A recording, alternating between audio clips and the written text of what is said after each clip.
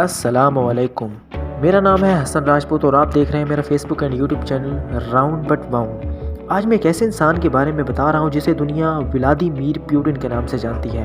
Vladimir Putin 1952 میں پیدا ہوئے۔ ایک غریب گھرانے سے تعلق رکھنے والے ولادیمیر پیوٹن، جن کے والد سوویت یونین میں نیوی میں عام سے سپاہی تھے اور ان کی ماں ایک چھوٹی سی فیکٹری میں عام سی ورکر تھی، 1975 میں ولادیمیر پیوٹن خفیہ ایجنسی KGB کو جوائن کرتے ہیں اور ایک سیکرٹ افسر بنتے ہیں۔ انہیں خفیہ ایجنسی کی طرف سے کئی الگ الگ ملکوں میں بھیجا گیا، جس پر انہوں نے اپنے ملک سوویت یونین کے لیے بہت سی خفیہ معلومات اکٹھی کی اور اپنے کام کے ماہر انسان بن گئے۔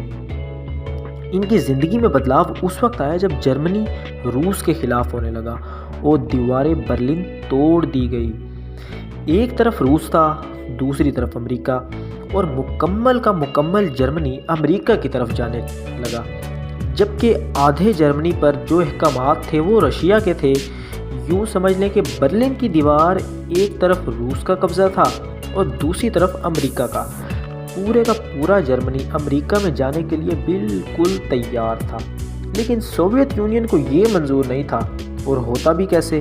اس وقت روس کا مکمل نام USSR یعنی union of Soviet socialist republic تھا۔ اس میں 15 ملک تھے، جن کے نام Azerbaijan, Georgia, Uzbekistan, Ukraine, Estonia, Latvia, Belarus, Lithuania, Moldova, Tajikistan, Kazakhstan, Armenia, Kyrgyzstan اور ترکمانستان۔ یہ 15 دیش 1991 میں بکھر گئے تھے۔ اس طرح سوویت یونین کا خاتمہ ہو گیا تھا اور دنیا کے نقشے پر نیا نام ابھرا، جس کا نام تھا روس، جسے ہم آج رشیا کے نام سے جانتے ہیں۔ اس وقت روس کے صدر میخائیل گورباچوف کچھ عجیب قسم کے صدر تھے۔ 1999 میں افغانستان میں فوج بھیج کر افغانستان پر قبضہ کرنے کی کوششیں کی، اور اس وقت جو ان کا پروگرام تھا کہ افغانستان کے بعد پاکستان پر قبضہ کر لیں گے، لیکن پاکستان کی بہادر افواج نے افغان طالبان سے مل کر روس کو وہ سبق سکھایا جسے روس آج تک نہیں بھولا۔ 10 سال تک جنگ لڑنے کے بعد روس بالآخر ناکام ہو کر واپس لوٹا۔ روس اتنا کمزور ہو گیا کہ وہ اپنا آپ ہی برقرار نہ رکھ سکا اور پھر 15 ٹکڑوں میں تقسیم ہو گیا۔ یہ سب ناکام صدر میخائیل گورباچوف کی وجہ سے ہوا، اور پھر صدر میخائیل گورباچوف کو صدر کے عہدے سے ہٹایا گیا۔ اتنے میں ولادیمیر پیوٹن لیفٹیننٹ جنرل کے عہدے پر فائز ہو چکے تھے۔ یہیں پر ان کی ملاقات ہوئی انٹولی سوبچک سے، اور یہ پیوٹن کو وہاں کا ڈپٹی میئر بنا رہے تھے، اور یہیں سے شروع ہوئی پیوٹن کی سیاست میں انٹری۔ جیسے ہی ڈپٹی میئر بنے، وہاں پر قانون کی حکمرانی لانے لگے، عوام کے لیے آسائشیں پیدا کرنے لگے، عوام میں گھل مل جاتے تھے۔ ان سب باتوں کو دیکھتے ہوئے عوام میں ان کی پذیرائی بڑھنے لگی۔ اس وقت کے صدر کے داماد نے پیوٹن کو بلا کر صدر کا ایڈوائزر رکھ دیا۔ ایک حساب سے صدر کے تمام کام اندرون ملک یا بیرون ملک وہ سب پیوٹن ہی سنبھالنے لگے تھے، اور یوں پورے ملک میں پیوٹن ایک قد آور شخصیت بن کر ابھرے۔ اس وقت کے روس کے صدر، جس کا نام بورس جانسن تھا، وہ اپنے شراب نوشی اور عدم توجہی کی وجہ سے عوام میں اپنا اعتماد کھو چکے تھے، اور پھر 1999 میں پیوٹن کو انہوں نے روس کا صدر بنا دیا، کیونکہ عمر کے اس حصے میں وہ اپنی ذمہ داری نہیں نبھا رہے تھے۔ پیوٹن نے آتے ہی نئے اقدامات کیے۔ چیچنیا ایک چھوٹی سی ریاست لیکن روس کے ناک میں دم کر کے رکھا ہوا تھا۔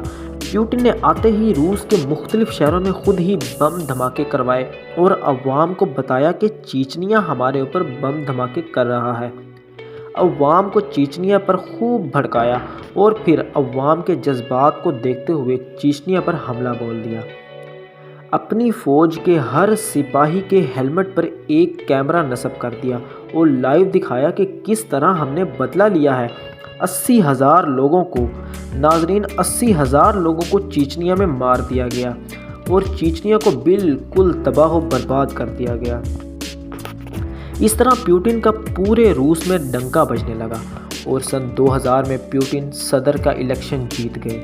روس جیسے بڑے ملک کی مکمل گرفت پیوٹن کے ہاتھ میں تھی۔ کریملن پہ اپنی گرفت مضبوط کی، ہر ادارے میں اپنی مرضی کے افیسر بٹھائے، روس کے لیے زبردست کام کیے، جی ڈی پی کو 93 کی رفتار سے اوپر لے گئے۔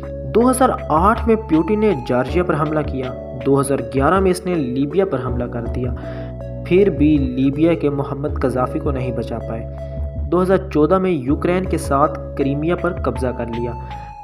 2015 میں سیریا میں گر رہی بشار الاسد کی سرکار کو بچا لیا۔ 2022 میں پوری طرح تیار ہو کر یوکرین پر حملہ کیا۔ سوچا تھا کہ چند گھنٹوں میں پورا یوکرین فتح کر لیں گے۔ آج 11 مہینے سے جنگ جاری ہے، تقریباً 1.5 لاکھ فوجی مروانے کے بعد بھی پیوٹن کا غصہ ٹھنڈا نہیں ہوا۔ پیوٹن کو پتہ ہے کہ جنگ جب تک چلے گی عوام کوئی سوال نہیں کرے گی، لیکن اس بار ان کا سامنا صرف یوکرین سے نہیں بلکہ تمام نیٹو افواج سے بھی ہے۔ جنگ لمبی ہونے کا نقصان تمام یورپی ملک اور ان کی عوام بھی بھگت رہی ہے۔ امریکہ کو بھی اندازہ ہو گیا ہے کہ اگر جنگ لمبی چلتی ہے تو تمام یورپ کا شیرازہ بکھر جائے گا۔ تمام مغربی ملک اندر سے کمزور ہو رہے ہیں۔ گیس، تیل، اناج، کپڑا، یہ تمام چیزیں یورپی ملکوں کو یہی 2 ملک دیتے تھے جو آج آپس میں جنگ کر رہے ہیں۔ لگتا ہے کہ یا تو انہیں پیوٹن کی بات ماننی پڑے گی یا پھر ایٹمی جنگ کے لیے خود کو تیار کرنا ہوگا۔ ایک طرف ہار ہے اور دوسری طرف مکمل تباہی، کیونکہ پیوٹن ہار ماننے والوں میں سے تو ہے نہیں۔ یہ تھی ولادیمیر پیوٹن کی اب تک کی سٹوری۔ اگر آپ کو ویڈیو پسند آ گئی ہے تو کائنڈلی سبسکرائب کر دیں۔ ملتے ہیں اگلی ویڈیو میں، تب تک کے لیے خدا حافظ۔